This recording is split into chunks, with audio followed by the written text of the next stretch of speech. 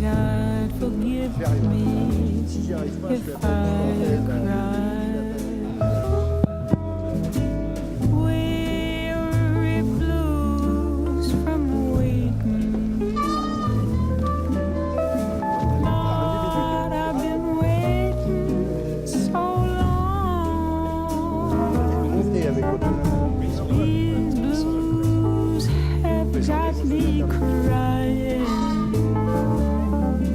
Oh, sweet daddy, please come home. Bon, monsieur, vous avez la parole, profitez-en parce qu'elle s'en va dans 10 minutes.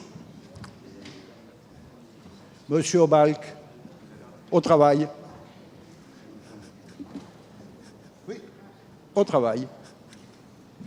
Et s'il n'y a pas de micro, vous parlez sans micro. Il n'y a aucun problème.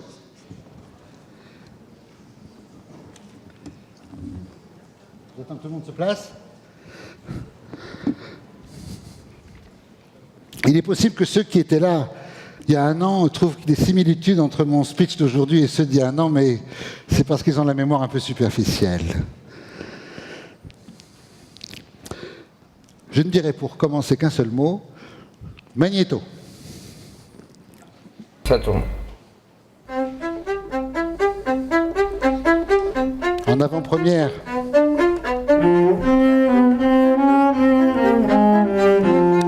De films qui ne sont pas encore sortis sur Arte.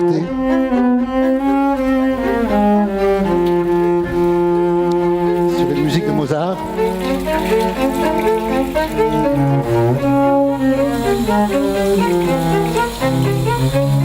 C'est le début de Don Juan.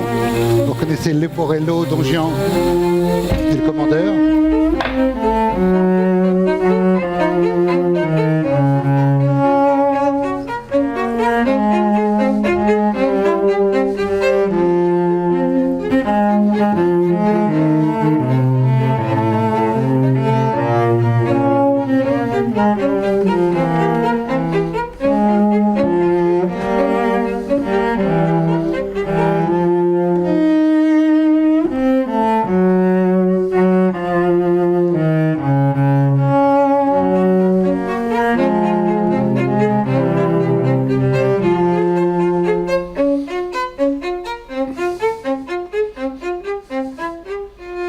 Oui, je me suis beaucoup exercé à essayer de ne pas donner de direction ou d'ordre à mes doigts quand je faisais ce geste-là que j'avais fait l'année dernière au Festival d'Avignon.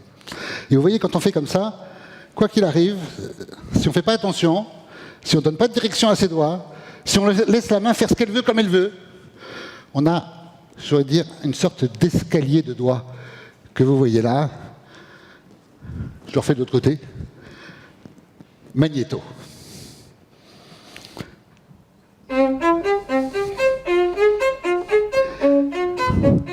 Et c'est ces différentes positions que dans ma base de données personnelle sur tous les détails de l'histoire de l'art, je vois que les mains composent souvent la partie la plus intelligente des œuvres qui vont nous occuper pendant une dizaine de minutes et qu'on appelle maniériste. Qu'il s'agisse de pimenter la gestuelle érotique des peintures mythologiques d'un certain Bronzino, ou qu'il s'agisse de nourrir l'atmosphère suave des Saintes Familles d'Andrea del Sarto, ou de dynamiser les scènes chrétiennes de Corrège, tel ce concerto à 3, à 5, à 6 mains, dont on se régale que l'enfant Jésus ait fait son bain. Musique.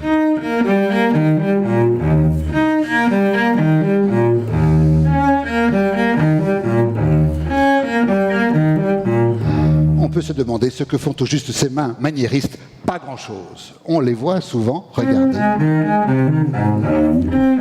Elles font presque rien. Dans les airs, les entourer de toute leur rondeur, les êtres et les choses. Ou tomber de tout leur poids sur un objet situé là par hasard. Or, sur les centaines de mains de ma base de données qu'ont pu peindre ces trois artistes, rarissimes sont celles qui semblent avoir quelque chose de précis à faire, précis comme saisir un objet à pleine main, ça c'est super rare, ou pointer son index sans ambiguïté, c'est encore plus rare.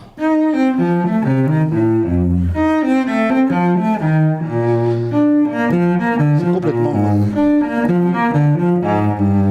bonne raison que ce qui est maniériste, c'est finalement le contraire de ce qui est utilitaire. Alors là, vous voyez comment, avec ma petite base de données, j'essaye de comprendre, de résumer, de mettre dans la paume de ma main, et cela sans jeu de mots, la philosophie, la manière d'être, j'ai envie de dire l'idéologie de ce que pouvait être le XVIe siècle maniériste. Et oui, parce que vous voyez, ça ne suffit pas de regarder des tableaux et pour dire « Ah bah tiens, j'ai remarqué que non, vous remarquez jamais que personne ne tient un objet comme ça ou un objet comme ça quand vous regardez un tableau. » Même quand vous regardez une exposition entière, on ne peut le savoir qu'en regardant des bases de données. Sans base de données, c'est juste impossible. Parce que vous pouvez toujours dire « Ah tiens, j'ai vu qu'il y avait pas mal de... » je sais pas quoi, des hommes avec chapeau rouge. Ou pas mal de... je sais pas quoi, des gens qui tiennent des ciseaux. Mais on ne voit pas qu'il n'y a pas de... mains qui tiennent quelque chose. C'est-à-dire tout d'un coup, l'absence des choses, on ne peut pas les remarquer si on n'a pas de base de données. C'est pas avec la présence de ce qu'on a devant les yeux qu'on remarque quelque chose, mais avec la présence virtuelle de ce qu'une base de données peut donner, pour savoir enfin, par ces données personnelles de ces tableaux, ce que peut nous apprendre un peintre sur son siècle. Là, je suis complètement au sujet. Hein. Alors là, vous avez remarqué, je suis top, là, je suis au centre du sujet. Or, il se trouve que donc, grâce à ma base de données, grâce à 600 mains gauche, main droite, de Corrège, de Sarto, de tous ces peintres que j'étudie, qui s'appellent les maniéristes italiens, sur près de 6 ans, il n'y a plus que 12 qui font un truc qui sert à quelque chose. Tenir un objet dans la main. Un truc utilitaire. Alors que je continue, et vous allez comprendre là où je vais en venir bientôt, puisque les autres ne font rien de leurs 10 doigts, si j'ose dire. Allons-y. Magnéto. Magnéto. Ne rien faire de ses 10 doigts. Et c'est en fait le grand luxe de cette époque qui culmine dans la figure dite de l'escalier de doigts, qui est la position la plus naturelle qu'on puisse dire, avant-bras levé, pof, et poignet cassé. C'est-à-dire exactement celle de Michel-Ange dans la fresque bien connue, lequel Michel-Ange passe pour le précurseur du maniérisme musique.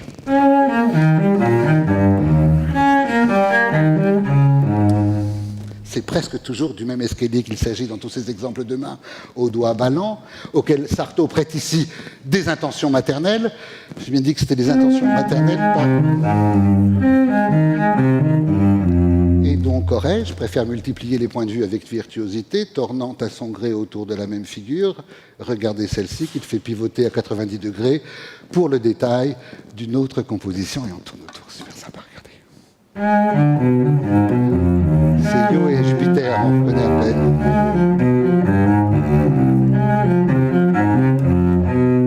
C'est que la main, avec toutes ces articulations de phalanges et de phalangettes, et chez Corrège à l'image du corps entier, dans toutes ces articulations de genoux et de coudes, dont je vous passe les bases de données, mais vous imaginez que je les ai, et dans les mouvements naturels se mêlent aux mouvements pas du tout naturels que le peintre fait subir à ses héros manutentionnaires, forçant le point de blocage de la main ouverte à angle plat, et faisant rebiquer la ligne du doigt par rapport à celle de la main, ou encore la ligne de la dernière phalange par rapport à celle du doigt, alors ça j'arrive pas très bien. Musique.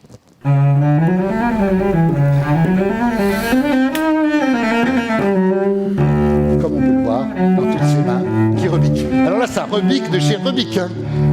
Ça, c'est, on sent le peintre maniériste, là, regardez. Ce rebiquage du doigt que l'on repérera aussi, et c'est tout à fait unique, alors là, vraiment, il n'y a que moi qui peux le dire, dans le gros orteil largement disloqué de la plupart des pieds corrégiens, dont je propose de faire le tour autour du même prélude de la 4e suite de Bach. Moi, j'adore ce moment parce qu'il est un peu hongrois dans la suite. C'est pas juste papa, c'est... Si Corrège conjugue ainsi l'écriture relâchée de ses mains qui s'affalent, c'est très écrit hein, comme texte, avec l'écriture alambiquée de ses mains qui rebiquent, c'est que la main maniériste ne connaît finalement que l'absence de pause, on fait rien, ou l'excès de pause, on fait des trucs à la con, afin de n'être jamais réduite à l'exécution d'un geste purement fonctionnel, comme tenir une tenaille. C'était tout mon point. Tout mon point, l'avènement de l'aristocratie un petit peu oisive du XVIe siècle qui transforme ses maisons en villas. Avant, il n'y avait que des châteaux forts, les maisons en villas, les villas palladiennes, début du XVIe siècle, Venise. C'est tout ça à voir avec tout ce que je raconte, puisque tous ces gens-là veulent surtout pas montrer, ils ne sont pas de ces bourgeois qui prennent un objet à pleine main pour montrer la possession. Non, ce sont des aristocrates qui montrent que par rapport aux objets, ils n'ont qu'à les toucher du bout des doigts sans jamais les tenir, sinon comme ça, vous voyez, comme ça, ou comme ça, un truc comme ça. Et donc, si vous voulez, il y a un message politique dans cette analyse de base de données que j'ai pu faire un peu modestement sur ces mains, sur mes bases de données personnelles. D'ailleurs, je suis toujours intéressé par un... Enfin, il faudrait me contacter pour ceux qui s'intéressent à mes bases de données. Et je m'explique sur un point. D'un côté, vous voyez, je m'intéresse aux artistes dans la totalité de ce qu'ils ont fait. Moi, j'adore les catalogues raisonnés. Un artiste, il a fait tant de tableaux, on va dire 130. En gros, les gens du 16e, c'est 130. Hein. Du 17e, c'est 300. Du 19e, c'est 2000. Du 15e, c'est 30. En fait, ils travaillent tout autant, mais c'est juste que les choses se perdent. Bon, Et donc, moi, d'un côté, vous voyez, je suis quelqu'un qui adore les bases de données. Et de l'autre côté, je suis un critique d'art qui tire de ces bases de données une substantifique moelle qui s'appelle l'interprétation iconographique, si vous voulez. Et c'est des deux que je fais mon travail. Alors, je vais le prouver en me permettant une petite critique d'art qui va donner à la fois tout son sens à mon petit travail et à l'œuvre de Corrège, à travers une œuvre de Corrège, que voici. Pour terminer, Magnéto. Ce tour de piste de l'humanité manuelle du Corrège, voici maintenant quelques exemples de la manière chantante et virtuose dont le peintre fait roucouler de par deux les mains de ses modèles. Vous allez voir, ça fait super. Comme autant d'oiseaux qui se promènent par paires. Là, regardez-les comme si c'était des oiseaux.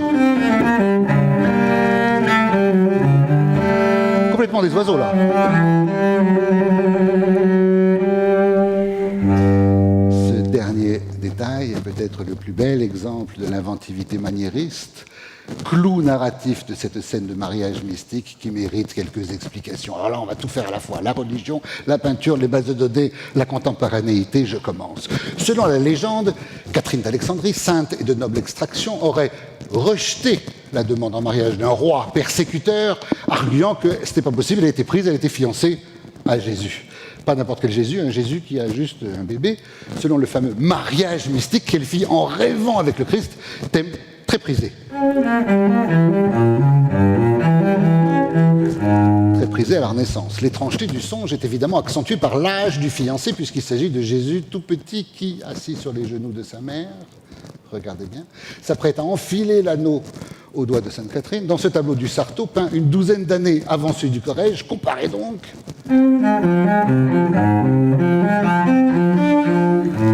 De sa main droite, l'enfant prend l'anneau d'or sous la vigilance de la main maternelle. Très intéressant. Tandis que de sa main gauche, il saisit l'annulaire de la prétendante, dont la paume est soutenue par une troisième main, regardez, qui n'est autre que celle de Marie, selon un enchevêtrement de trois mains superposées, difficiles à distinguer. Musique. C'est génial, ça. On dirait une seule entité.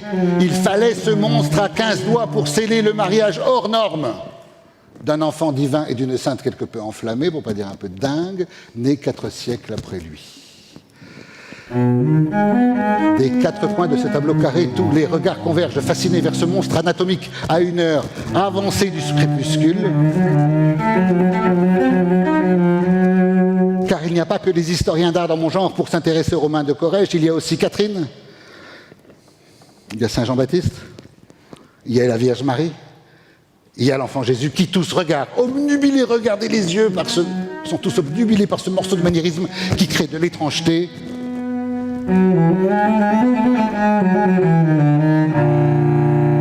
Au cœur de la chair.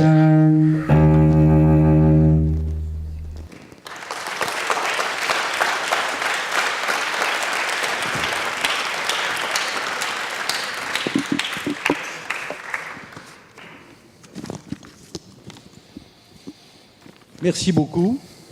Et puis, la prochaine fois, je pense qu'on va aller plutôt vers Rome. Hein. On est maintenant dans la peinture de la Renaissance, et la prochaine fois, on continuera à aller vers le passé, puisque nos sujets sont uniquement ceux d'avenir, avec Olivier qui va nous présenter 2 continents. Il y a un continent qui est absent pour cause de grève, Et donc, Olivier, je vous en laisse présenter vos hôtes, mon cher. Bonjour, nous allons rentrer dans la phase de perspective. Et la première étape, c'est ce dialogue entre 3 continents que nous avions voulu. Malheureusement, la grève d'avion a empêché le continent africain de nous rejoindre. N'y prenez surtout pas un point sur le fait que ce continent serait en dehors des questions de données personnelles. Mais on va avancer et j'espère que dans la salle, quelqu'un pourra nous donner un autre point de vue international.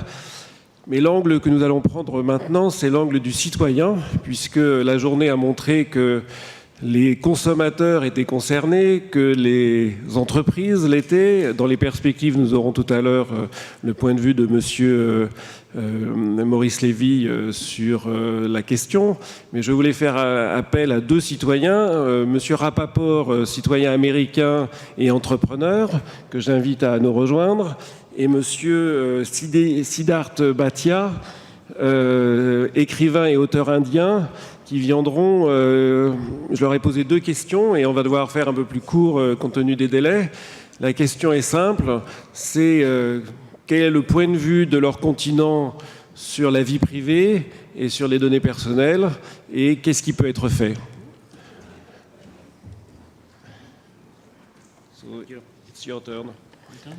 To give you so, give us the point, the citizen. Alors, quel est le point de vue d'un citoyen indien?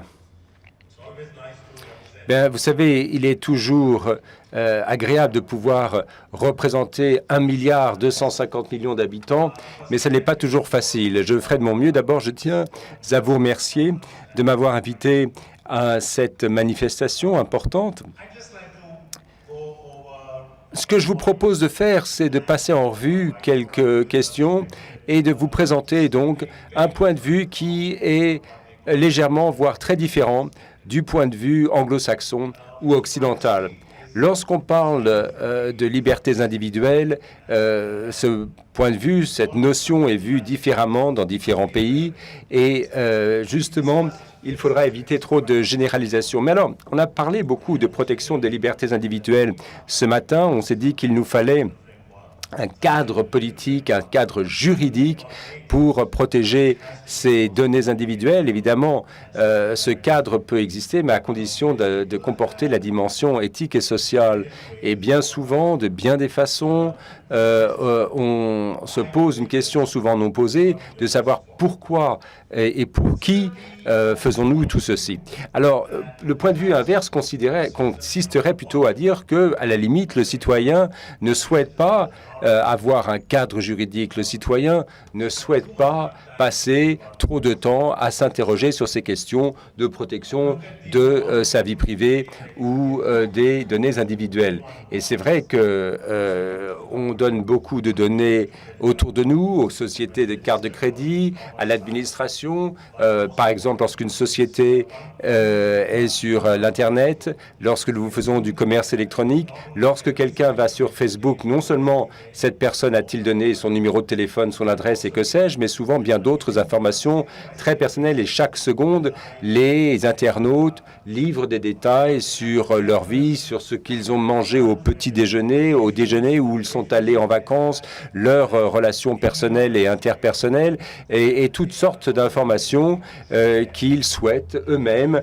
divulguer, partager, et ils le font de leur plein gré, de leur propre chef. Alors, lorsqu'une application, l'appli, est téléchargée sur votre smartphone, on s'interroge toujours sur Facebook Messenger, qui est une application téléphonique, mais il n'est pas la seule application. Il y en a d'autres qui, bien souvent, à chaque fois, on vous demande d'accepter des conditions qui sont extraordinairement intrusives, invasives, puisque vous devez, en cliquant, en acceptant, vous acceptez toutes sortes d'intrusions qui entrent dans votre vie privée. Alors, vous avez différents différentes façons de s'y prendre. On clique oui pour dire que nous allons fouiller dans votre carnet d'adresses, dans votre boîte à lettres, nous allons fouiller toutes les informations qui vous concernent, votre adresse, et en cliquant oui, je livre toutes les informations qui sont enregistrées sur mon téléphone. Un petit exemple, lorsque je suis venu pour répondre à cette invitation,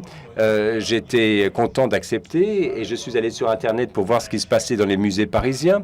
Et sur Google, j'ai pu voir ce qui se passait au Louvre, au Centre Pompidou. Et puis, à l'issue de ce petit périple sur Internet, pendant des jours qui ont suivi, sur Facebook et ailleurs, je recevais sans arrêt des informations, des publicités pour des hôtels parisiens, des appartements à louer. C'est-à-dire que cette information m'était renvoyée constamment. Alors, je me suis dit, comment se fait-il que Facebook en sache autant? Mais en fait, j'avais divulgué cette information. Alors, il faut bien comprendre que, bien souvent, c'est à titre volontaire que nous produisons cette information pour être divertis, pour avoir accès à des services, à des réseaux sociaux, mais également pour assurer notre propre sécurité. Et alors pour revenir à l'Inde, et je commencerai par un exemple tout simple, en Inde, à Bombay, ma ville natale, Bombay, vous savez, a été la victime de plusieurs attentats terroristes. Le tout dernier en date était au mois de mai de l'année dernière. Il y avait 4 personnes qui ont trouvé la mort. Et évidemment, le gouvernement a décidé de se saisir du problème au bras-le-corps. La population estimait que les pouvoirs publics n'avaient pas fait suffisamment. Et maintenant, on nous parle des caméras vidéo de télésurveillance un petit peu partout. À Londres, on ne peut pas traverser une rue sans être filmé par une dizaine de caméras qui vous suivent pas à pas. Eh bien, à Bombay, le public a exigé que soient installées partout des caméras de vidéosurveillance. Et ensuite, pendant des mois, le public demandait que l'information soit donnée et les journaux posaient la question ouverte de savoir pourquoi il n'y avait pas plus de caméras de vidéosurveillance. Et alors, l'accord, le contrat est le suivant. Vous nous donnez la sécurité, vous nous dites ce qui va se passer, nous vous disons comment vous protéger, mais en retour de soi, en échange, eh bien, vous nous laissez voir chaque aspect de votre vie. C'est comme ça que ça se fait. Alors, pour élargir la discussion, la protection des données personnelles est perçue différemment selon les cultures. Donc, s'agit-il de le même respect des données confidentielles dans un pays où existe à différents niveaux, où existent plusieurs siècles, en fait, coexistent plusieurs siècles, nous avons une approche tout à fait différente de la protection de la vie privée. Et je vais faire une déclaration assez forte. Pour nous, ce n'est pas une question. Alors, cela ne veut pas dire que l'autochtone numérique ne commence pas à être préoccupé par les informations sur lui qui relèvent à présent du domaine public. Et ces données sont mal utilisées. Il y a eu de nombreuses protestations contre les centres d'appel, les appels à caractère commercial, la divulgation de données par des entreprises privées sur l'individu. Mais au niveau social, c'est comme ça que fonctionne la vie privée. Je suis sûr que vous êtes nombreux à aller en Inde. Si vous êtes dans un train, au bout de 3 minutes, quelqu'un va vous demander « Vous venez d'où? Vous êtes marié? Combien avez-vous d'enfants ?» Des questions qui vous semblerait tout à fait déplacé dans un tel contexte. Donc, au niveau personnel de la communauté, nous avons une vision tout à fait différente. Comment envisageons-nous le respect de la vie privée en ce qui concerne les informations? Quelle est notre attitude par rapport aux informations essentielles? Le gouvernement vient de lancer une campagne visant à doter 125 millions de personnes de comptes bancaires. Il s'agit des plus pauvres, des plus démunis, qui sont sortis du système bancaire depuis plusieurs décennies, voire plusieurs siècles, et on leur attribue à présent on leur attribue des comptes parce que les banques elles-mêmes n'ont pas envie de cette clientèle-là. Et donc on leur dit qu'ils vont être inscrits sur un programme dans un registre national de carte d'identité, un projet de carte d'identité. Cette carte leur permettra de bénéficier d'une subvention ou un prêt facilement. Car à qui la banque est inquiète, car elle veut savoir à qui elle va prêter. Donc cette carte permettra d'identifier les personnes. Alors ce projet a donné lieu à une polémique puisqu'il y a eu des fuites de données, mais le donné fait tout son possible pour assurer que les avantages de cette carte aillent bien au-delà. Alors, dans une société, dans un pays où 125 millions de personnes bénéficient pour la première fois d'un compte bancaire, vont-elles être préoccupées, vont-elles avoir le même point de vue que la protection des données personnelles que les autres, alors qu'elles vont au contraire en tirer des avantages? Non, elles vont se dire, cette carte est non seulement une carte nationale, elle prouve qui je suis. Non seulement un citoyen indien, mais elle prouve que j'ai une adresse, elle établit qui sont mes parents, qui sont mes proches, de quel village je viens. Et l'idée et ce facteur de commodité du partage de données ne va pas les déranger. Dans une ville où vit l'autochtone numérique, il n'est pas différent de ses homologues ailleurs dans le monde. Et ce qui le préoccupe, ce sont d'autres types d'intrusions. Mais ici, le partage des informations est acceptable sous réserve que cela soit accompagné d'avantages concrets. Et dans ce contexte, si nous souhaitons aboutir à une déclaration universelle, et c'est une bonne chose, je trouve que c'est très bien, je pense que nous devons prendre en compte la notion d'ajustement culturel pour dire qu'il s'agit en effet d'une question importante, qu'il y a des éléments éthiques. Alors, je voudrais juste revenir en arrière avant de terminer.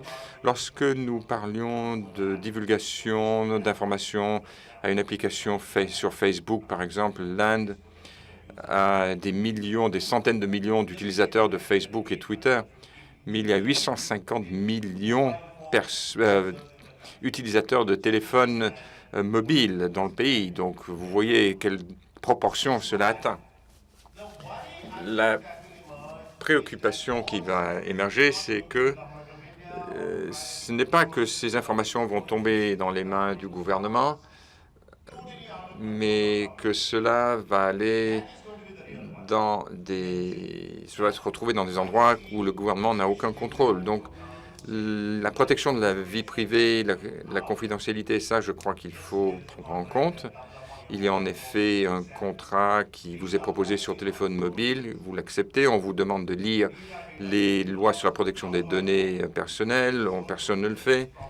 Et je vous ai bien dit que ces données sont partagées dans les minutes qui suivent avec Google, Facebook, etc. À moins que nous ayons un cadre qui s'adapte à différentes pratiques culturelles pour trouver un terrain commun et d'établir des dimensions globales pour définir la destination de toutes ces informations, quelle en sera l'utilisation éventuelle. Cela a été dit à plusieurs reprises aujourd'hui, je crois, et nous aurons fait la moitié du chemin, même si nous n'atteindrons pas tout à fait notre objectif. Donc je pense que cette initiative est une très bonne initiative, mais je pense que nous devons avancer sur différents fronts. Merci. Donc la déclaration n'est qu'un début, ne vous inquiétez pas. Monsieur Rapaport, est-ce que la protection de la vie privée, est-ce que ce n'est pas un problème aux États-Unis? On nous a dit que la loi s'intéresse beaucoup plus aux États-Unis, aux consommateurs qu'à l'individu. Tout d'abord, merci de votre invitation. Siddharth, C'est très intéressant. C'est rare de pouvoir représenter 320 millions de personnes et vous sentir tout petit. Peut-être qu'un jour, on arrivera au milliard. Je voudrais prendre une approche un peu différente. Je crois que la question est évidente. L'une des choses qui distingue l'être humain des animaux est que nous sommes des êtres conscients. Notre réflexion se situe à un niveau supérieur. Nous avons accepté en tant que société évoluée que la puissance n'est pas forcément juste. Et je crois que c'est tout à fait pertinent par rapport à l'utilisation des données numériques par la machine gouvernementale ou la machine des grandes entreprises. Et il y a 10 000 ans, ce serait peut-être tout à fait acceptable pour moi de prendre cette très jolie femme, de dire à cette très jolie femme, écoutez, moi je vous ramène dans ma caverne, je vais à la chasse et vous allez rester là. Alors, comment pouvons-nous poursuivre cette évolution lorsque nous partageons des données? Et ce sont des questions très importantes abordées par les États-Unis.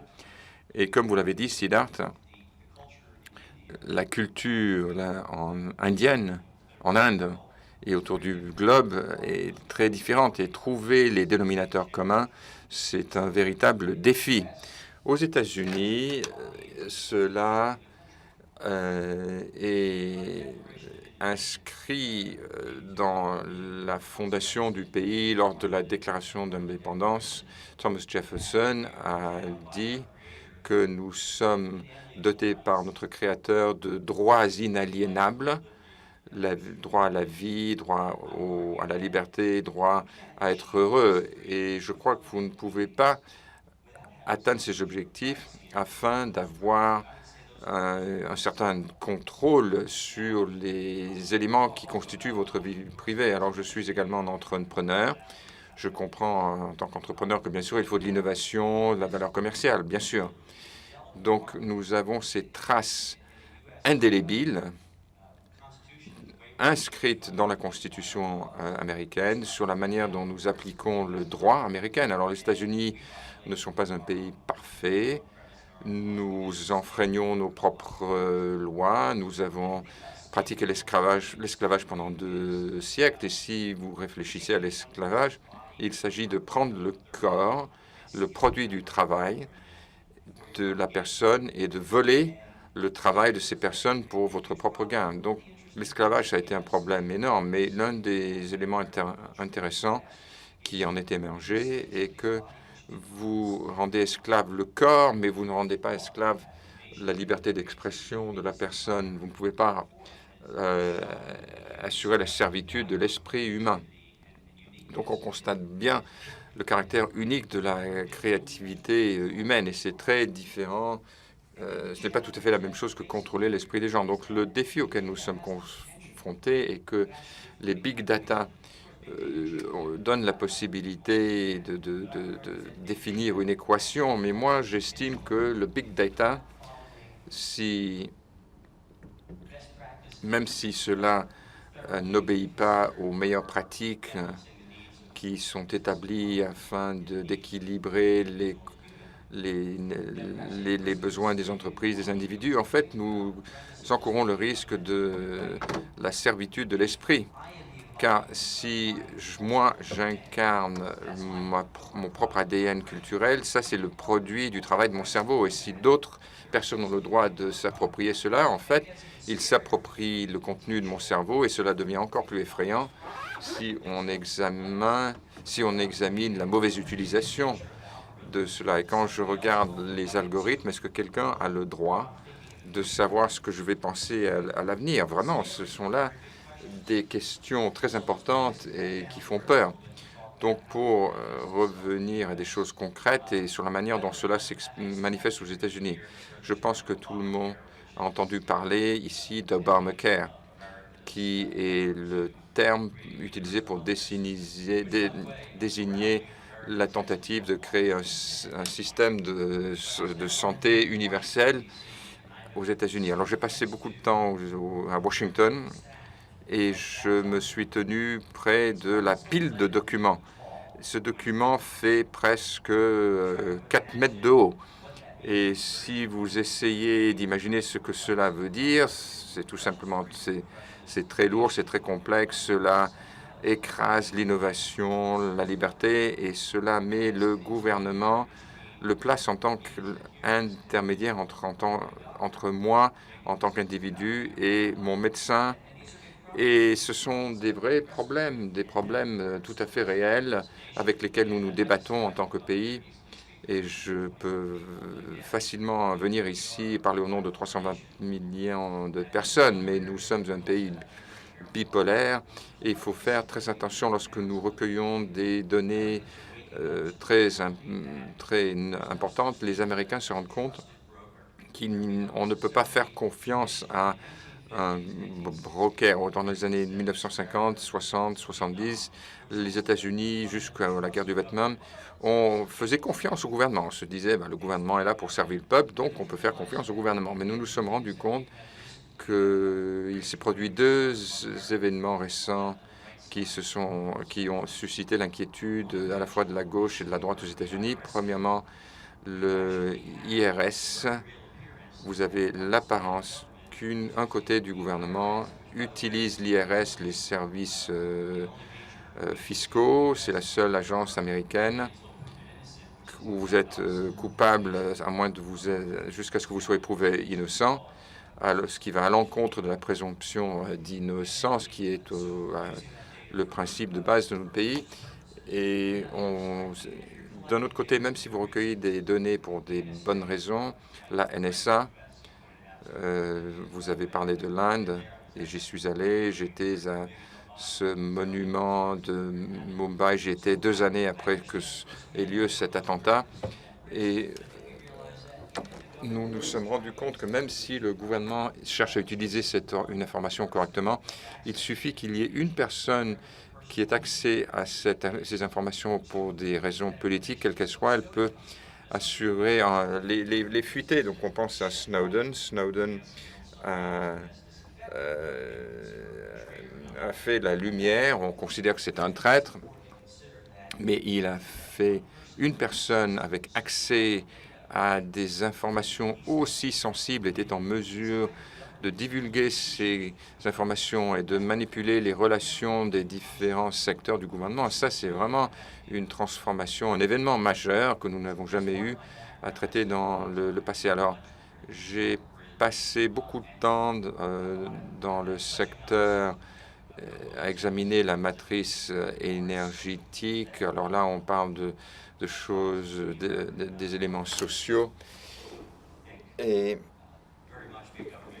on parle, certaines personnes aux États-Unis pensent qu'il faut qu'il y ait le moins d'administration, le moins de gouvernement possible. Mais il y a une question très importante pour les compteurs intelligents, les smart meters. Dans le passé, vous receviez une note d'électricité mensuelle.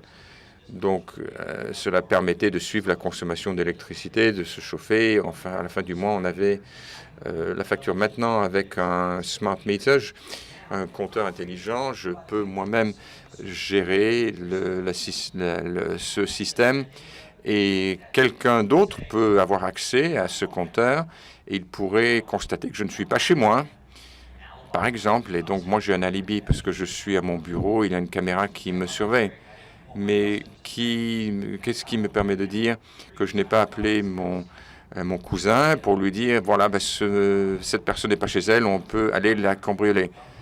Donc, tout cela, c'est comme l'énergie nucléaire, la poudre, les explosifs, ça peut être utilisé à des fins destructives ou à des fins positives. Donc, lorsqu'on examine ces droits, je crois que nous devons vraiment examiner les avantages sociaux sur la manière dont nous rassemblons les informations, mais il faut être très circonspect lorsque nous abordons les risques qui y sont associés. Alors, il y a beaucoup d'autres métaphores que nous pourrions utiliser, et je ne veux pas les décliner toutes, mais vous avez parlé des caméras de vidéosurveillance, mais je voudrais prendre un exemple, un seul.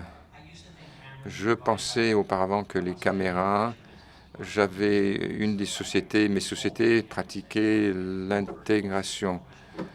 Et aujourd'hui, nous vivons dans un univers où des terroristes comme ISIS veulent les caméras et veulent que vous sachiez ce qu'ils font. Donc les caméras peuvent apporter la sécurité, mais elles peuvent également constituer un risque pour l'accès aux personnes. Donc ce qui doit nous préoccuper, c'est à quel moment est-ce que l'équilibre est renversé. C'est-à-dire moi je vis dans un pays comme la plupart des villes américaines,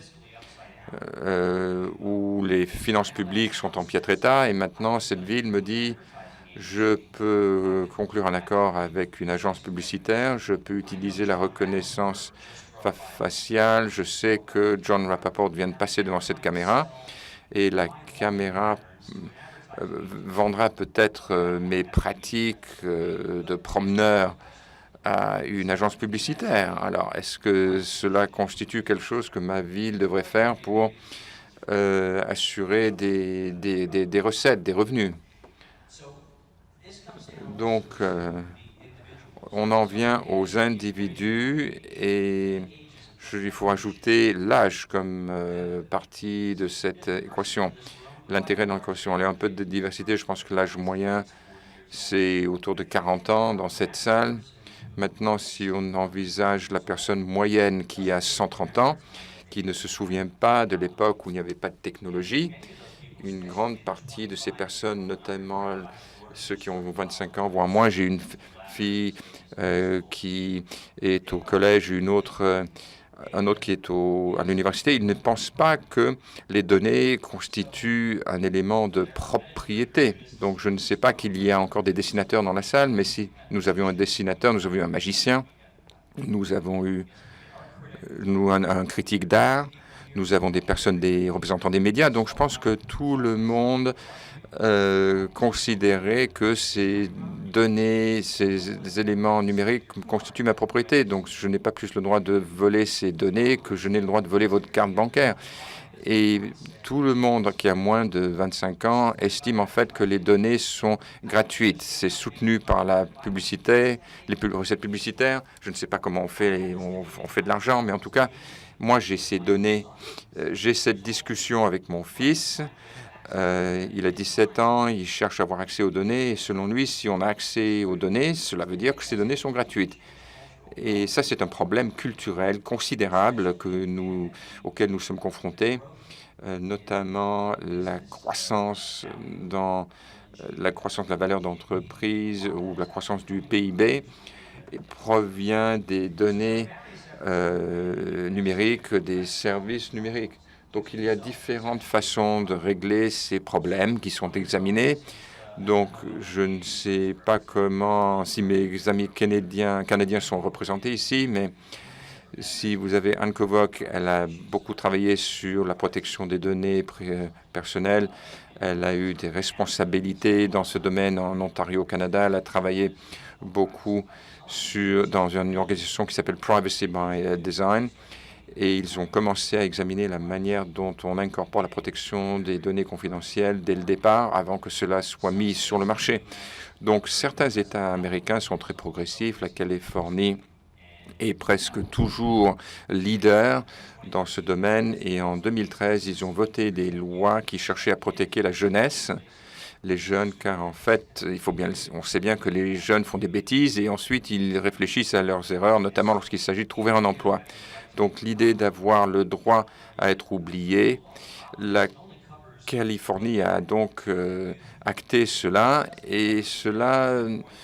mais cela ne concerne pas ce qu'ont pu faire leurs amis. Donc il reste quand même une empreinte. Donc on crée là un nouveau défi et des obstacles, mais cela ne règle pas en fait le problème. Alors, la FTC, la Commission sur les affaires commerciales, les responsables dans les différents États de ce domaine.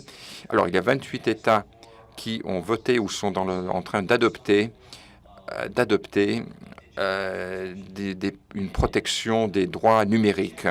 Et le défi, là, c'est que la plupart des procureurs ont renforcé, ont cherché à appliquer les droits des entreprises. Donc si votre entreprise dit voilà ce que nous faisons et il y a une enfreinte, alors cela veut dire qu'il y a une enfreinte aux droits des consommateurs. Et l'autre chose qui est faite et qui nous paraît très importante, ils deviennent très stricts sur les infractions. Personnellement, j'ai eu presque failli avoir un problème. Juste avant de prendre l'avion, j'ai pu faire en sorte de me livrer une carte de crédit parce que il y a eu un problème d'atteinte, il y a eu un problème de hacker. Et donc, il a fallu annuler ma carte, en donner une nouvelle. Mais donc, ces histoires d'infraction, c'est très important. Mais que fait-on par la suite? Il y a une autre question qui émerge, et c'est ce sur quoi se sont focalisés les 28 États, les relations entre employeurs et salariés. Il y a eu beaucoup d'intimidation des employeurs. Et si quelqu'un peut lever la main, je voudrais faire un rapide sondage. Je voudrais savoir si cela apparaît en Europe. Mais les employeurs ont exigé des salariés de leur donner accès à leur mot de passe à Facebook ou Twitter ou à leur compte, leur boîte de leur messagerie électronique. Donc il y a certains emplois, par exemple dans certaines banques où il y a un degré de responsabilité fiduciaire qui est plus important. Mais pour la moyenne des gens, c'est vraiment de l'intimidation. Mais même si c'est pas bien, personne n'a envie de dire non à l'employeur ou au potentiel employeur. Et parce qu'on sait quelles en sont les conséquences. Donc il commence à être très strict sur l'application des droits. Donc je voudrais conclure en disant que c'est l'un des plus grands défis et j'étais très content de travailler avec le Forum et avec l'OR car je crois que c'est vraiment très important. Donc j'ai passé 20 années de ma vie à élever mes enfants en Caroline du Nord. Je suis allé à un séminaire similaire en Caroline du Nord, une capitale high-tech en Caroline du Nord. Et le CIO de Charlotte a fait une excellente allocution et il a parlé des choses merveilleuses qu'il allait mettre en œuvre pour protéger les citoyens, les habitants de Charlotte. Tout le monde l'a applaudi et il a dit, voilà, regardez toutes ces choses excellentes que je fais pour nos concitoyens. Alors, je n'ai pas voulu l'embarrasser devant tout le monde et je suis allé le voir après et je lui ai demandé, mais quel retour avez-vous? Il a dit, mais c'est merveilleux, tout le monde est très content.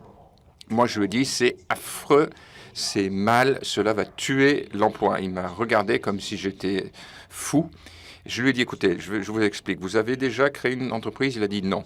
Alors moi, je lui ai expliqué, je lui ai dit, j'en ai créé 6. C'est très difficile, cela prend beaucoup de temps pour trouver les financements et les obstacles administratifs, juridiques, juste pour survivre. Non, je ne parle même pas de lancer un produit. C'est énorme. Donc, si moi, en tant qu'entrepreneur, je démarre une entreprise, oubliez le fait que j'aurais peut-être envie de vendre mes produits en Inde, en France, à Taïwan. Vous êtes en train de me dire que j'ai besoin de juristes pour comprendre la réglementation à Charlotte, à New York, en Mississippi, à Kalamazoo. C'est ce que vous voulez? Vous venez de tuer mon entreprise dans l'œuf, avant même que je n'ai démarré. Et vous venez de dire à aux investisseurs de ne pas investir dans mon entreprise. Donc, tout d'abord, il s'agit de savoir s'il y a un droit universel. Je crois que j'ai répondu dès le départ. Je crois que cela va de soi. C'est indélébile, c'est inscrit. Cela figure dans la Constitution, d'ailleurs. En tout cas, cela figure dans le préambule à la Constitution.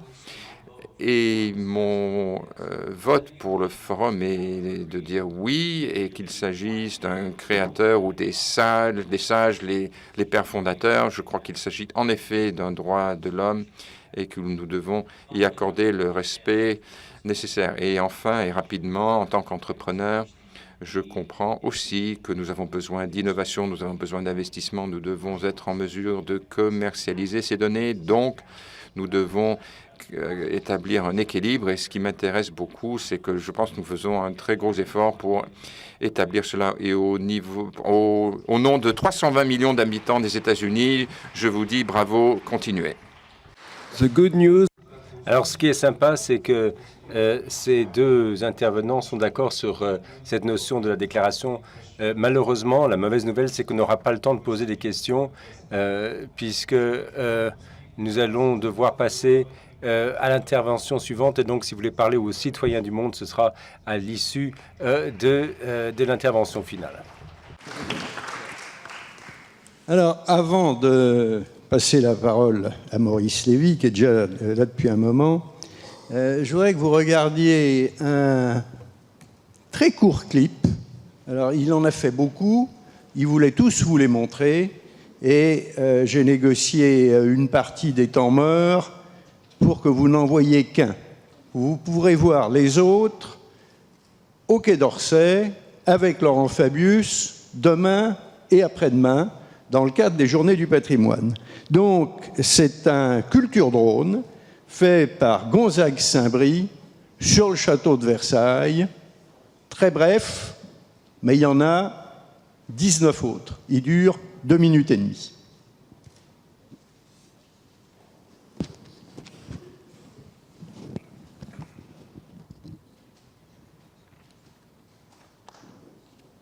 C'est à Léonard de Vinci que je dois cette idée d'un survol inédit des châteaux qui font la France, dont on ouvre les portes du temps avec un code secret qui permet de pénétrer les mystères de l'histoire et l'intimité des personnages.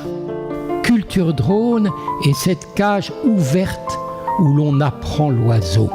Je vais vous dévoiler comment Chambord est né d'un brouillon génial signé Léonard de Vinci. Pourquoi, au château d'Amboise, le comte de Paris déplace nuitamment les ossements du génie de l'Italie. Comment, un soir à Chaumont, Catherine de Médicis a vu dans un miroir que lui tendait son astrologue Ruggieri le destin tragique de ses enfants rois. Comment Michael Jackson, ce roi de la pop, admirateur de Louis XIV, a-t-il dansé dans la galerie des glaces? Comment Jeanne d'Arc, à Chinon, a puni un soudard qui insultait sa virginité? Pourquoi François Ier, l'empereur vert de la vénerie, est venu agoniser à Rambouillet? Comment un résistant parisien pendant la guerre a-t-il caché des pilotes de la Royal Air Force à l'ombre de la coupole des Invalides? De Cheverny à Artigny, du Rivaux à Richelieu et de Serran à la citadelle de Saint-Tropez, je vous invite à vivre ce passé qui a un avenir en nous.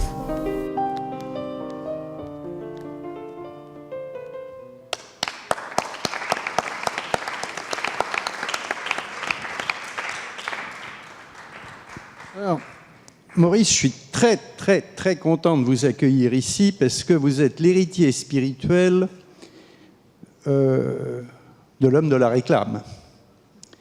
Et j'ai eu la chance de le connaître un peu. Nous étions l'un et l'autre avec des cheveux un peu moins blancs. Et je dois dire que je l'imagine vous écoutant sur le numérique, sur les données.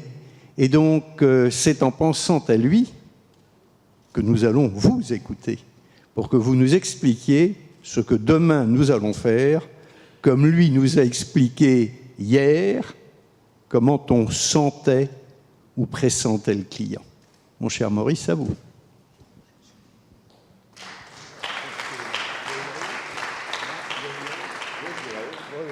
Tout en haut ou à mi-hauteur?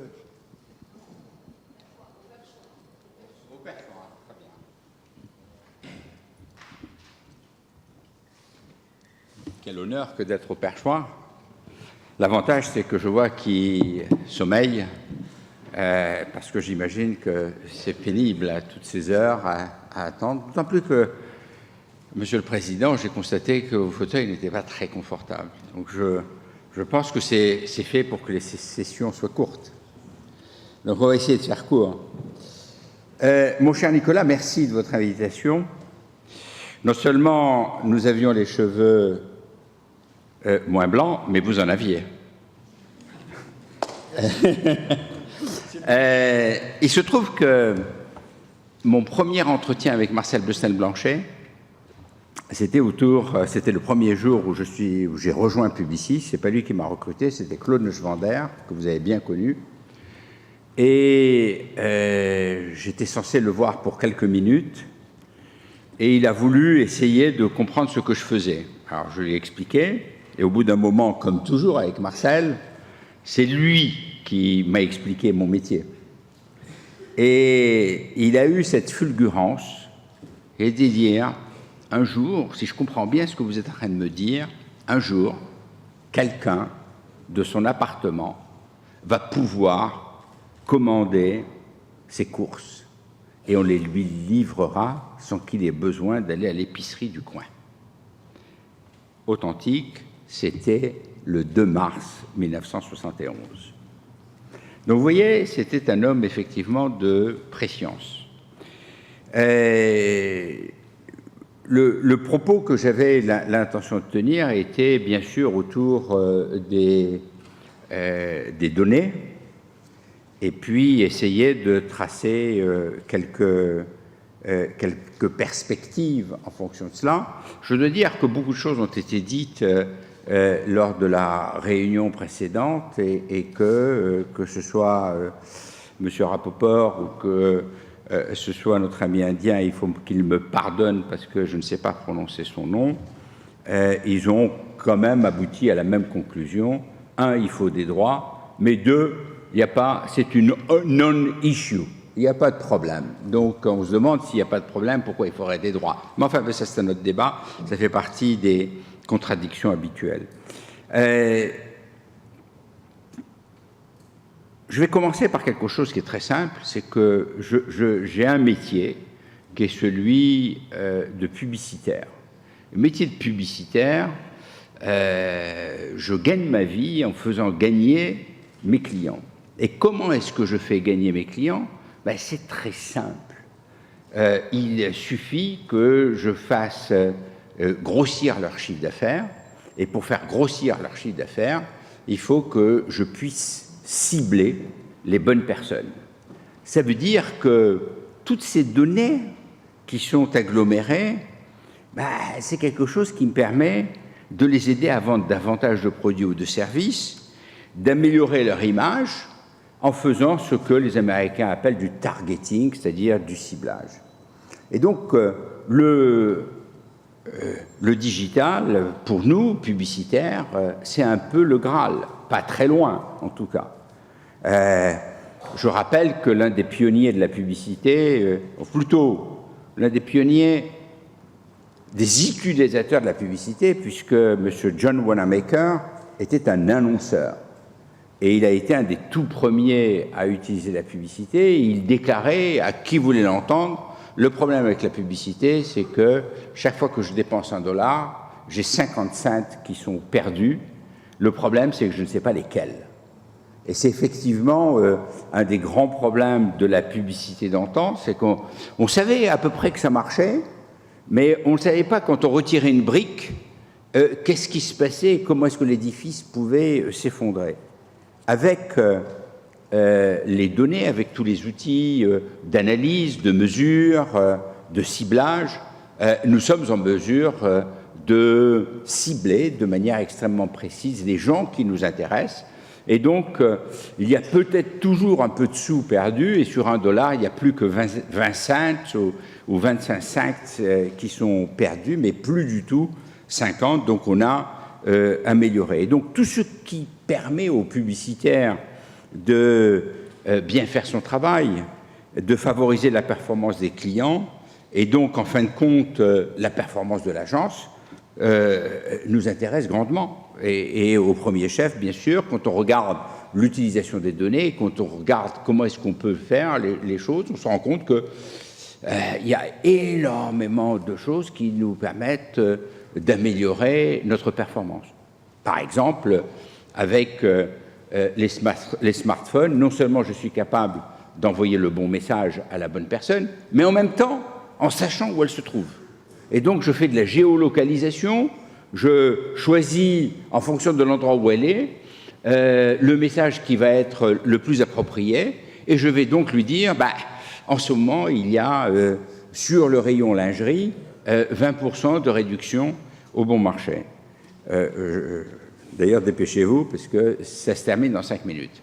Donc, je peux délivrer un message extrêmement précis, extrêmement efficace, en fonction de ce qu'est la personne.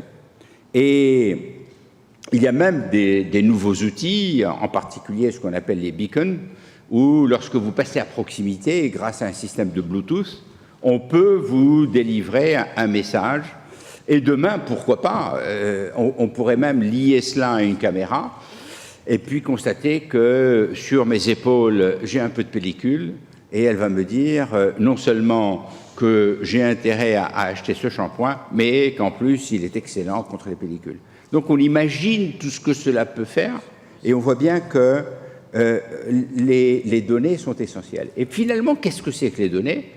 C'est rien d'autre que tout ce que nous-mêmes nous donnons comme information à un certain nombre d'ordinateurs et on essaie de... on fait des recherches, on va sur un site, on parle avec des gens, on échange, on achète, on circule, enfin bref, tous les mouvements que l'on fait sont agglomérés, sont traduits, et ça permet de cerner une personnalité et un profil de consommateur. Alors, le résultat est très simple. Mieux on le fait, et plus on réussit à avoir un profil précis, plus on a l'avantage de délivrer un message extrêmement utile à la personne et d'obtenir une performance. Et donc, à partir de là, pour l'annonceur, c'est formidable parce que ça lui permet non seulement de ne pas être intrusif, mais en même temps d'améliorer sa performance. Donc, si je regarde les choses du point de vue de mon métier de publicitaire, je dois dire que pour moi, les big data, les données, c'est quelque chose d'essentiel pour l'avenir et je ne peux qu'être heureux de voir le développement de toutes ces informations parce que cela me permet de rendre un service très précieux à mes clients. Et en même temps, il faut bien voir qu'il y a des avantages considérables qui sont retirés de cette situation. Parce que, effectivement, quand on réunit tout cela, on peut extraire des données très précises et on peut éviter tout ce qui vient embarrasser la vie quotidienne des gens avec des tas de spam et des tas d'informations dont ils n'ont pas besoin. C'est donc quelque chose de plutôt bien équilibré entre le consommateur et puis la marque, le client ou le publicitaire que je suis. Donc, sur tout ça, je me sens bien et je trouve que je fais un métier plutôt sympathique et très agréable et qui est en train de s'améliorer tous les jours grâce à toutes ces données. Et puis, à côté du publicitaire que je suis, il y a une part de moi qui est celle du citoyen. Et il se trouve que j'ai beau aimer mon métier, je n'ai pas encore réussi à faire taire complètement la part de citoyen qui est en moi. Et donc, à côté de ce professionnel, je me pose des tas de questions. Je me pose des tas de questions sur l'utilisation qui peut être faite de ces données. Je m'interroge sur un certain nombre d'événements qui se passent tous les jours. Je constate que, par exemple, Google est prêt à ouvrir des comptes à des enfants de moins de 13 ans. Ça m'interpelle. J'ai un petit-fils qui a 11 ans et qui, encore récemment, me disait qu'il faut absolument qu'il soit sur Facebook parce que ses petits camarades, en trichant sur leur âge, y sont et qu'il doit communiquer avec eux. Donc, on voit qu'il y a quand même des aspects qui sont un petit peu délicat parce que c'est bien, mais comme diraient les Américains, to a degree. On doit quand même être attentif à cela. Et il ne faudrait pas que ces machines extrêmement puissantes broient la citoyenneté. Il a été fait allusion tout à l'heure, assez rapidement, mais il y a quand même un certain nombre de réalités auxquelles on est confronté, que ce soit chez nous, un certain nombre d'organisations, que ce soit une organisation très connue mondialement qui s'appelle la NSA, que ce soit ce qu'on entend à partir d'Edward Snowden. On ne peut pas rester sourd à cela et on ne peut pas se dire, finalement, il y a un aspect commercial très clair et très positif parce que ça permet de faire un échange très équilibré et en même temps laisser se développer des moyens qui peuvent entraîner des risques pour la personne. Je veux dire, ce ne serait pas la première fois qu'il existerait sur Terre un apprenti sorcier qui aurait accès à toutes ces informations, et ce ne serait pas la première fois que quelqu'un ferait un mauvais usage d'une innovation technologique. Donc, on n'est pas très loin, même si dans la brochure il est dit qu'Aldous Huxley ou que Orwell s'était trompé, que ce n'était pas un écran de télévision. Aujourd'hui, même les écrans de télévision ont des caméras et donc on peut bien voir tout ce qui se passe. Et ils ont même des micros et donc on peut tout enregistrer, on peut tout savoir de ce qui se passe dans la vie des gens. Et puis, on se rend bien compte qu'il peut y avoir un usage excessif, maladroit, pernicieux, grave pour le citoyen de ces informations. Puis il y a un autre point qui a été évoqué par M. Rapoport tout à l'heure, qui est qui possède la donnée? Qui est le propriétaire de cette information?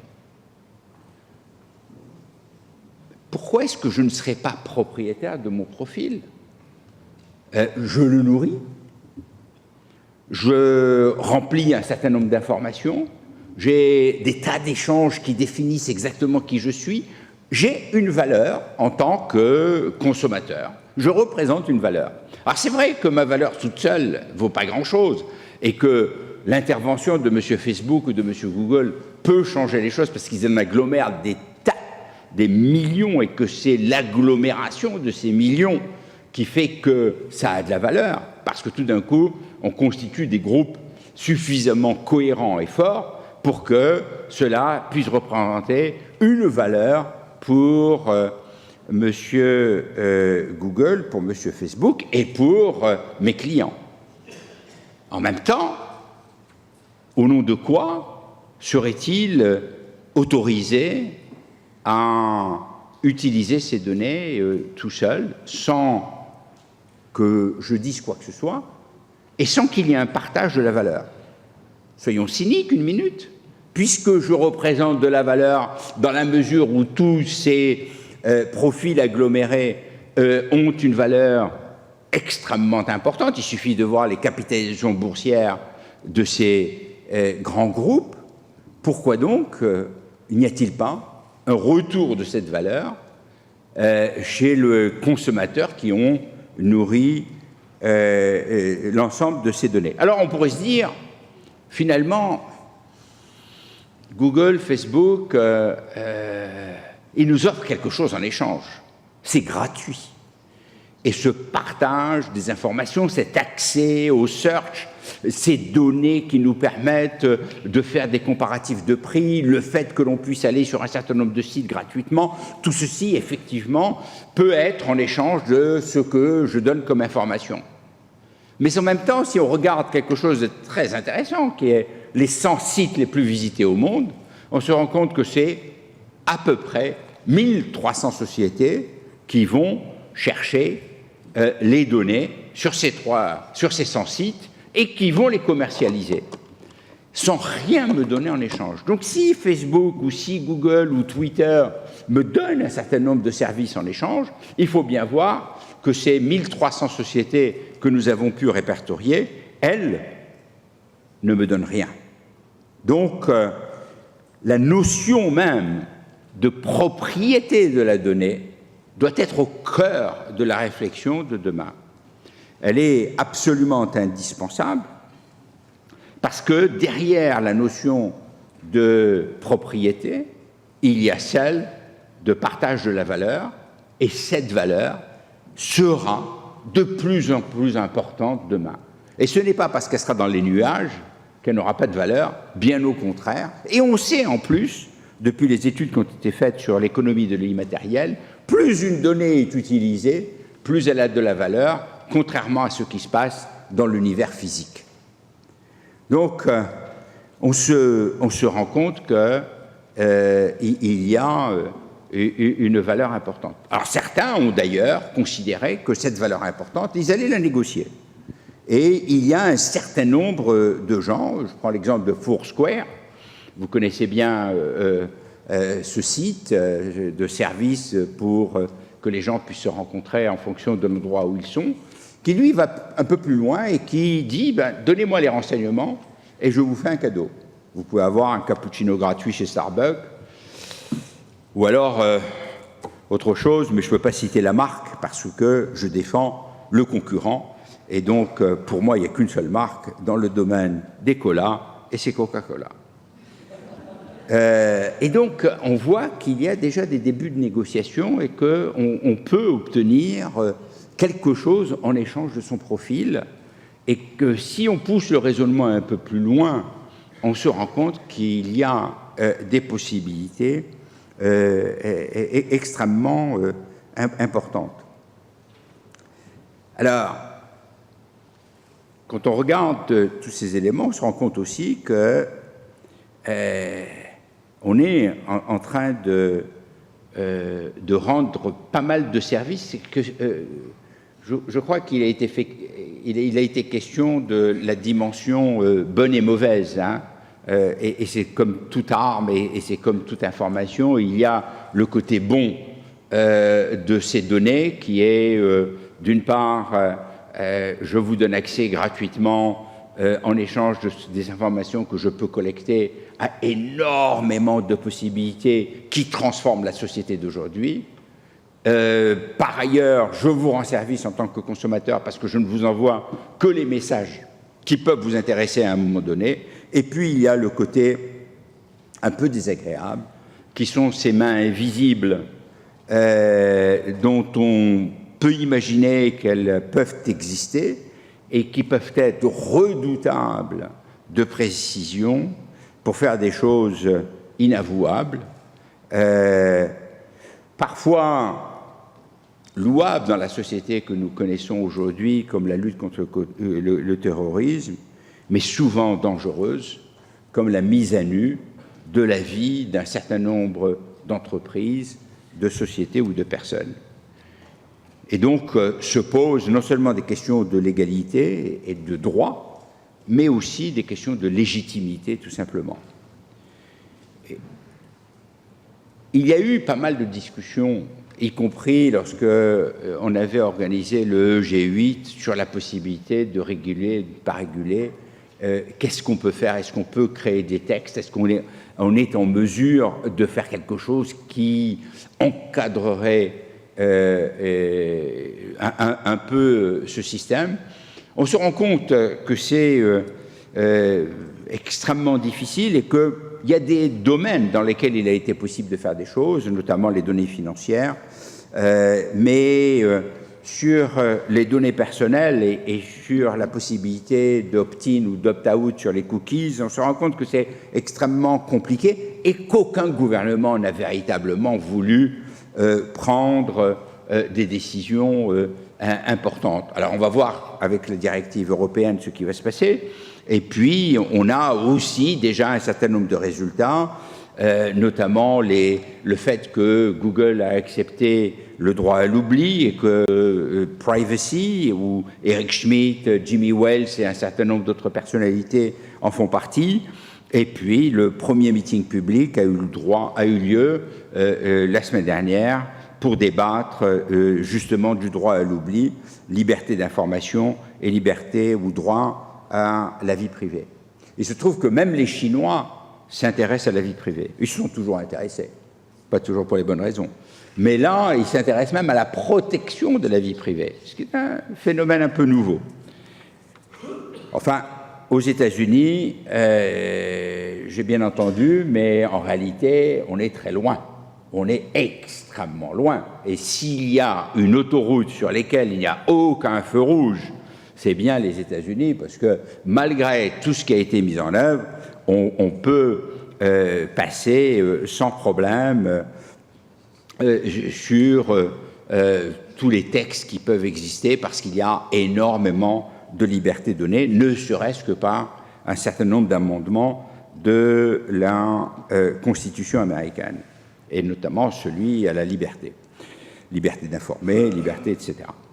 Et puis, on se rend bien compte que si on veut, dans un domaine comme celui d'Internet, du digital, prendre des décisions, et si on veut réguler, il est absurde d'imaginer une seule seconde qu'un État, même les États-Unis, puisse réguler tout seul. Il y a une nécessité indispensable d'harmonisation, et il est clair qu'il y a des distorsions. Si on prend l'exemple de l'Europe, une adresse email ou une adresse IP sont considérées comme des données personnelles. Aux États-Unis, ce n'est pas le cas. Juridiquement, une adresse email, une adresse IP aux États-Unis n'est pas une donnée personnelle. Dans ce contexte, donc le projet qui est porté par le Forum d'Avignon de déclaration me paraît être intéressant. La notion d'ADN numérique est une notion puissante, et à quelques détails près, j'aurais quasiment pu la signer. Je ne l'ai pas signée, je ne la signerai pas tout de suite, je l'ai dit, je pense qu'il y a peut-être des choses à prendre en compte, et je suis prêt bien sûr à donner les raisons pour lesquelles je ne le fais pas. Ce qui se passe, c'est qu'on est confronté à un certain nombre de problèmes qui nous dépassent considérablement, parce que la technologie et l'innovation vont beaucoup plus vite que les lois. Et on peut prendre un certain nombre d'exemples pour voir aussi quelques évolutions intéressantes. Alors, il y a une chose intéressante que j'ai souhaité souligner, c'est l'exemple de l'application Snapchat. Je ne sais pas si vous la connaissez. Il s'agit d'un système de messagerie éphémère. Quand j'écris à quelqu'un, mon message s'affiche quelques secondes. Dès qu'il est ouvert, il s'affiche et il disparaît. Poup, il n'y a plus. Et quand il a disparu, eh bien, c'est terminé, c'est oublié, plus personne ne peut le récupérer. Pourquoi est-ce que j'évoque cela? C'est qu'on a vu que les données ont une valeur considérable. Il faut savoir que Snapchat, qui ne fait que des choses éphémères et qui donc ne stocke rien, et au contraire, les messages s'effacent. Donc, ce rien vaut aujourd'hui 10 milliards de dollars. Ça doit amener à réfléchir sur la valeur de tout ce qui est créé dans cet univers. Et en tous les cas, Alibaba, qui s'intéresse à Snapchat, a maintenant quelques picaillons pour acheter l'entreprise, puisque 10 milliards de dollars, c'est jamais que le tiers de ce qu'il a pu récolter.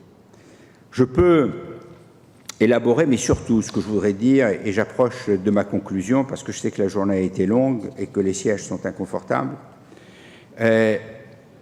nous sommes confrontés à un enjeu qui est absolument considérable. Cet enjeu conduit à la responsabilité sur une image, sur une réputation, et en fin de compte sur le contrat de confiance qui existe entre un site, une entreprise et une société. Et sans cette confiance, rien ne peut subsister. Il faut savoir que Apple a reconnu durant l'été qu'il stockait des données personnelles en Chine. Le scandale de la NSA, suite aux révélations d'Edward Snowden, implique tous les grands noms de la Silicon Valley. Ce qu'il faut savoir, c'est que cet effet a eu comme résultat entre 43 et 45 milliards de dollars de pertes, soit en valorisation, soit en business pour les entreprises. Les géants ont été amenés à prendre un certain nombre de mesures. D'abord des mesures techniques ou de technologie, renforcer les règles privées sur les applications de santé, sur les applications de fitness pour qu'on ne puisse pas savoir ce qui se passe, renforcer les éléments sur le plan politico-juridique. Yahoo qui déclare qu'ils ne sont pas d'accord pour fournir les données. On ne sait pas si c'est une vérité ou si c'est juste une posture pour bien dire à l'ensemble des utilisateurs de Yahoo, vous voyez, moi je défends la citoyenneté et je défends vos données. Sur le plan médiatique et philosophique, toute la Silicon Valley est en effervescence parce qu'elle a bien compris qu'elle est en train de perdre la confiance des utilisateurs et pas tant aux États-Unis, mais surtout hors USA.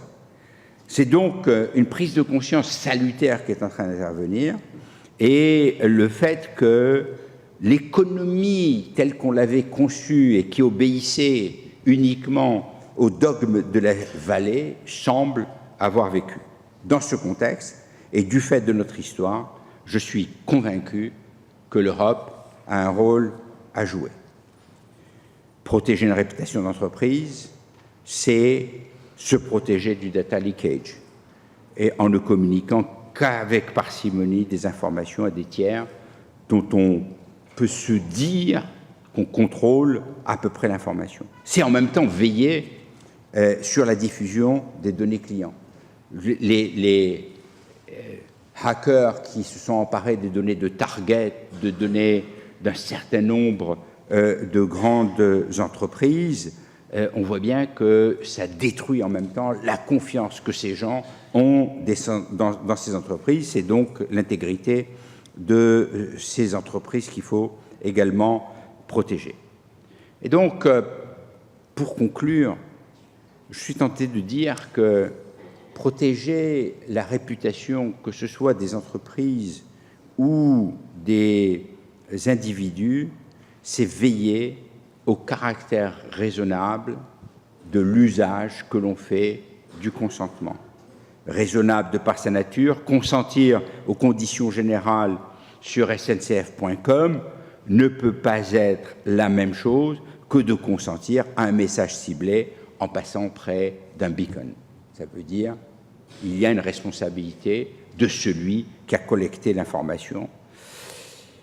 Il y a raisonnable aussi de par une approche raisonnable de par son public. Comment s'adresser à des publics aussi différents qu'un enfant de 13 ans ou en dessous de 13 ans et des gens qui ont atteint ou dépassé les 70 ans et sont des vieux crapoteux, comme c'est mon cas. Raisonnable de par sa pérennité. Quand en début d'année, Google a acheté Nest, une entreprise de thermostats intelligents et connectés, Nest ne voulait pas partager ses données avec Google. Qui a envie de savoir si vous dormez dans une chambre à 18 ou à 22 degrés? Effectivement, en ayant accès à ces données et au thermostat, non seulement il y avait cette donnée toute simple, mais il y avait beaucoup plus que ça. Et sans vouloir faire de la publicité pour ma maison, je dois dire juste deux choses. La première, c'est que dès la fin des années 90, nous avions développé des outils et des compétences de veille et nous avons essayé de donner à tous nos clients des conseils extrêmement précis sur la protection des données personnelles. Et puis coup de chapeau à la France, qui, avec une réglementation extrêmement stricte, parfois un peu contraignante, et une institution comme la CNIL, nous avons appris à gérer les choses autrement. On nous a interdit de faire des fichiers, on nous a demandé de les protéger sévèrement, et donc on a appris à faire autrement. Et donc au lieu de faire des profils individuels, on a fait des profils de groupe, et ainsi, par uniquement des simulations sur la base d'avatars, nous sommes en mesure de cibler les gens sans avoir à connaître leur adresse IP ou quoi que ce soit de leur vie personnelle. Enfin, la seule chose que je voudrais souligner à ce stade, c'est que nous ne sommes qu'au début. Que tous les efforts qui ont été faits à ce jour, c'est extrêmement peu de choses, et que toutes les discussions que nous avons aujourd'hui, y compris la mienne, sont caduques, parce qu'il y a quelqu'un, quelque part, dans un garage, qui est en train d'inventer quelque chose, que la société va s'en emparer, et que ce quelque chose va dépasser la loi, que l'on mettra quelques mois, voire quelques années, ou toute déclaration que l'on fera, et qui sera malheureusement largement dépassée, grâce à ce garçon de 23 ans, brillantissime, ou cette fille de 22 ans, parce qu'elles sont plus rapides et plus intelligentes. Voilà, je vous remercie de votre attention. Pardon d'avoir été un peu long, et je vous souhaite une bonne fin de débat.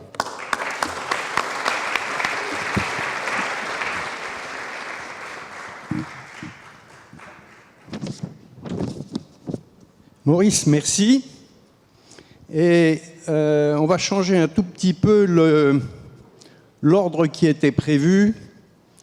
D'abord parce que vous n'êtes déjà plus très nombreux. Et je vais donc commencer par les remerciements.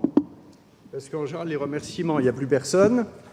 Alors d'abord, le président de Publicis, qui ne nous a pas tout à fait prêté ses équipes, mais enfin, qui ont contribué largement à, je ne sais pas si c'est un succès, mais en tout cas à la manifestation. En ce qui concerne le Conseil économique, social et environnemental, je garderai le mot de la fin. Et entre-temps, alors vous devriez avoir la liste de nos partenaires. Eh bien, c'est en petits caractères et c'est dommage. Donc je vais être obligé de... Mais je voudrais dire au minimum un mot du ministère de la Culture et de la Communication. Fleur Pellerin était là ce matin, ça n'a pas été sans mal parce que c'est un peu compliqué pour elle.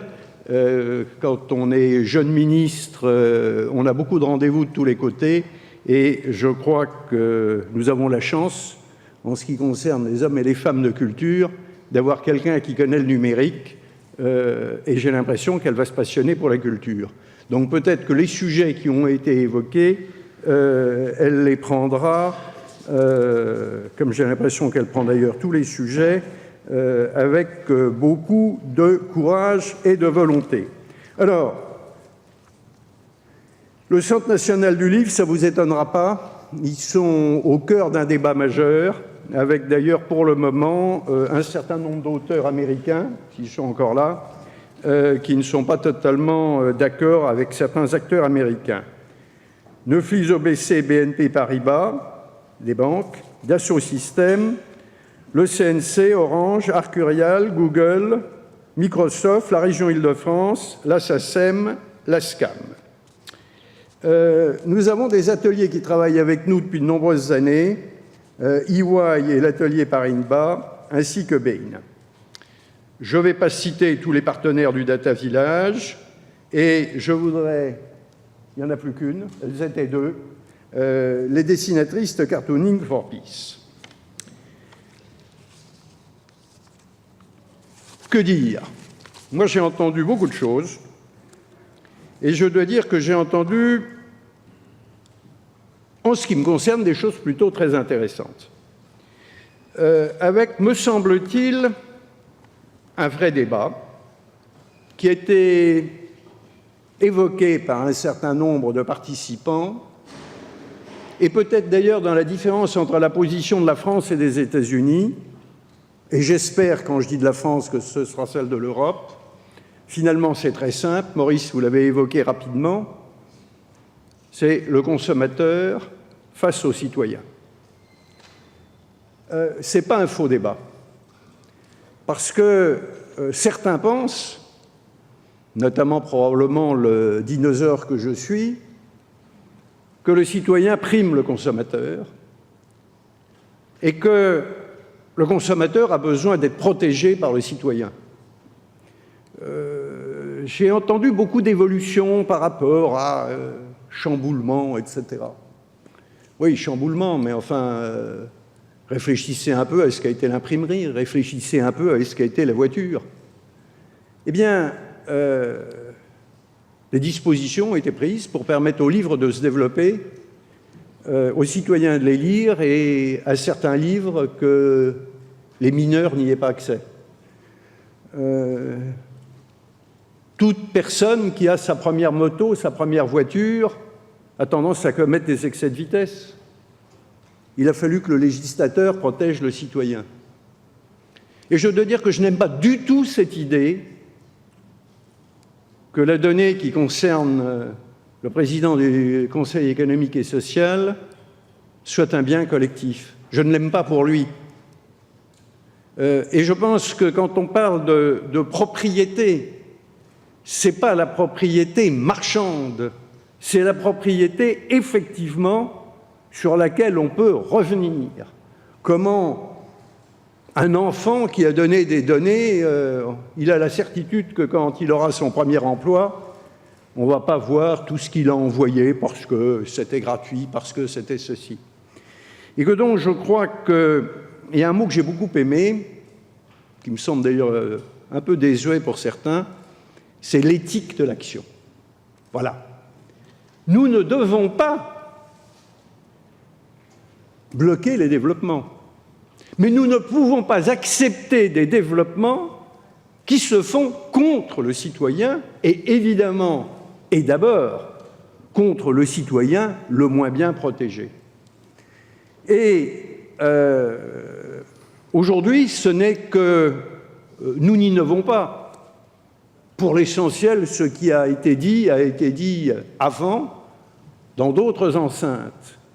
Simplement, ça a été dit et ça ne se traduit pas vraiment. Car à un moment donné, les textes ne sont pas faits pour empêcher. Les textes sont faits pour cadrer. Voilà. Le citoyen a droit à ceci et les entreprises, quelles qu'elles soient, les entreprises dont nous avons besoin, les entreprises qui sont les seules, je change de sujet, à créer des emplois, et ces entreprises qui, évidemment, sont sur les technologies de l'avenir, oui, mais d'abord, elles doivent avoir des systèmes de protection meilleurs, car si aujourd'hui les entreprises possèdent des données et on peut faire confiance à certaines d'entre elles, pour essayer de les protéger, ben, elles ne les protègent pas suffisamment bien. Car quand ce sont les données du citoyen qui sont par milliards laissées en pâture, on voit tous les dégâts que ça peut créer. Donc il faut pousser les entreprises à se protéger encore plus. Et puis il faut pousser les entreprises à protéger les citoyens et à se faire à l'idée que si la donnée est totalement globalisée, donc devenue anonyme, à ce moment-là, il y en a évidemment une utilisation commerciale et en général d'ailleurs pour le plus grand profit de la société, mais en revanche, le retour à la donnée personnelle, elle ne peut se faire qu'avec l'accord du citoyen. Et j'ai le regret de dire que nous ne sommes pas encore tout à fait là. C'est le sens des prémices de cette déclaration, mon cher Maurice, mais nous passerons quelque temps ensemble pour voir ce qui vous bloque et pour trouver les déblocages, puisque nous sommes l'un et l'autre des hommes de dialogue. Alors, avant de passer la parole au président du Conseil économique et social et de le remercier, je voudrais vous lire la lettre de la directrice générale de l'UNESCO, qui malheureusement ne peut pas être avec nous parce qu'elle avait d'autres obligations. Le progrès technique ne vaut que s'il se fait dans le respect des droits et dans le sens de la dignité humaine. Le droit à la vie privée fait partie de ces droits. Il est inséparable du droit à la liberté d'expression et inversement. Il est essentiel à la protection des sources journalistiques, qui est la clé de voûte de l'État de droit et l'un des moteurs du débat démocratique et informé. Aussi, nul ne saurait invoquer le respect de la vie privée pour masquer des violations de droits individuels ou pour empêcher les médias de les mettre au jour.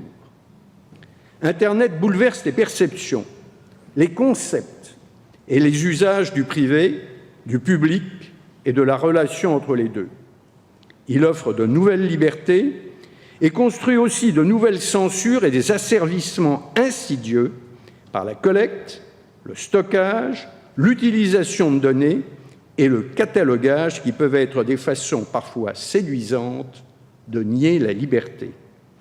C'est une raison supplémentaire de réaffirmer des valeurs fortes et de maintenir le cap des principes, en particulier pour ce qui touche au respect de la vie privée, à la protection des données personnelles, à la propriété intellectuelle et la cybersécurité.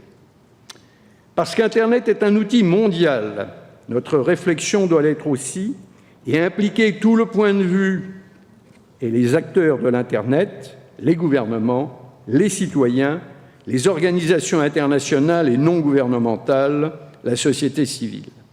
Le dynamisme du Forum d'Avignon en est le parfait exemple. Vous ne pouvez pas quand même rater ce passage. L'UNESCO promet un Internet respectueux des droits humains, ouvert, accessible à tous et véritablement participatif. Tels sont, à nos yeux, les critères de l'universalité d'Internet. Guidé par ce principe, l'UNESCO conduit depuis 2013 une étude mondiale sur les questions relatives à Internet dans 4 domaines: l'accès à l'information et au savoir, la liberté d'expression, le respect de la vie privée et les dimensions éthiques de la société de l'information. Les premiers résultats seront présentés en mars 2015. Après, elle dit du bien du Forum d'Avignon, elle l'a déjà dit une fois, donc je vous en ferai grâce, mais je l'en remercie. Maintenant, je voudrais dire un mot aux équipes du Conseil économique et social et à son président, sachant que les présidents ne sont responsables de rien, sauf quand ça ne va pas bien, et que nous n'avons eu qu'à nous louer des prestations. Donc merci à tous ceux qui travaillent ici avec vous. Et puis merci de nous accueillir dans ce lieu qui est un lieu très particulier de la République, puisque c'est un lieu où, comme nous l'avons vu aujourd'hui, des points de vue très différents peuvent s'exprimer. Mais c'est bien que des points de vue différents s'expriment. Ce qui est encore mieux, c'est quand, après débat, après conversation, ces débats permettent d'arriver à une synthèse.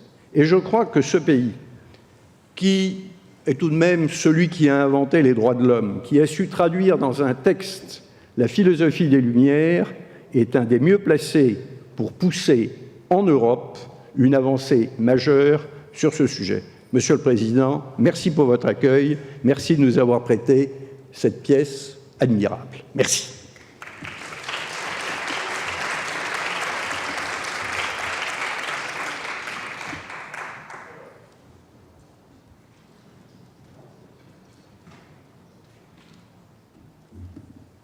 Bien, je vais vous lire maintenant la déclaration qu'ensuite, évidemment, nous aurons portée à l'UNESCO sur d'autres tables pour essayer effectivement de concilier les différents points de vue. Vous avez raison, Monsieur le Président Seydoux, la France adore les concepts, elle fuit souvent les réalités. Monsieur Lévy nous a mis devant certaines réalités, notamment boursières, mais qui me faisaient penser qu'il y a peut-être des questions politiques que vous avez souhaitées, que vous avez posées. Est-ce que la gratuité autorise tout? Et il y a des choses qui n'ont pas de prix. C'est la préservation de l'âme humaine. Et donc, nous devons arriver à concilier ces équilibres. La déclaration préliminaire des droits de l'homme numérique. Les données personnelles, en particulier numériques, de tout être humain traduisent ses valeurs culturelles et sa vie privée. Elles ne peuvent être réduites à une marchandise. L'exploitation raisonnable des données est une opportunité pour le développement de la recherche et de l'intérêt général. Elle doit être encadrée par une charte éthique universelle protégeant la dignité, la vie privée, la création de chaque être humain et le pluralisme des opinions. Tout être humain a droit au respect de sa dignité, de sa vie privée et de ses créations, et ne peut faire l'objet d'aucune discrimination fondée sur l'accès à ses données personnelles et aux usages qui en sont faits. Nulle entité, publique ou privée, ne doit utiliser des données personnelles aux fins de manipuler l'accès à l'information, la liberté d'opinion ou les procédures démocratiques. Tout être humain doit disposer d'un droit de regard, de confidentialité et de contrôle sur ses données personnelles, y compris sur celles produites du fait de ses comportements et des objets connectés à sa personne. Il a droit à la protection de son anonymat quand il le souhaite. Toute exploitation des données comme des créations de tout être humain suppose son consentement préalable, libre, éclairé, limité dans le temps et réversible. Les utilisateurs de données personnelles, quel que soit leur niveau de responsabilité, État, collectivités publiques et privées, entreprises et individus, doivent faire preuve d'une totale transparence dans la collecte et l'usage des données de tout être humain et en faciliter l'accès de chacun, la traçabilité, la confidentialité et la sécurisation. La recherche et l'innovation ouverte, s'appuyant sur le partage consenti et anonyme des données de tout être humain, dans le respect de sa dignité et de la diversité culturelle, sont favorables à l'intérêt général. La coopération de la société civile et des entreprises est nécessaire pour replacer l'être humain au cœur d'une société de confiance, aidée par une utilisation raisonnable des données personnelles, produites et déduites. Voilà, cher Président, la déclaration que vous avez bien voulu me demander de lire, que nous allons promouvoir, porter, faire évoluer, et pour concilier effectivement le respect de la personne humaine et la performance économique, ce qui est une utopie que tout politique doit essayer de rendre possible.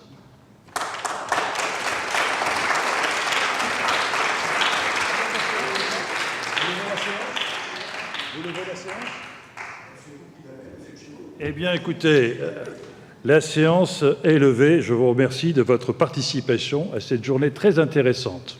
Merci.